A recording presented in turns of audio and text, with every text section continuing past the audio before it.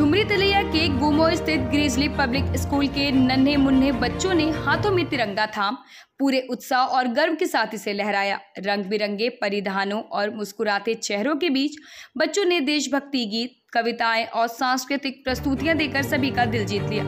कार्यक्रम की शुरुआत राष्ट्रगान से हुई, जिसके बाद पूरे विद्यालय परिसर में भारत माता की जय और वंदे मातरम के नारों की गूंज सुनाई दी। शिक्षकों ने भी इस उत्सव में शामिल होकर बच्चों का उत्साह बढ़ाया। विद्यालय प्रबंधन ने कहा कि ऐसे आयोजनों से न सिर्फ बच्चों में देश प्रेम की भावना प्रबल होती है, बल्कि वे देश की संस्कृति और इतिहास से भी जुड़ते हैं। पूरा माहौल देशभक्ति के रंग में रंगा हुआ था और हर चेहरा गर्व से दमक रहा था।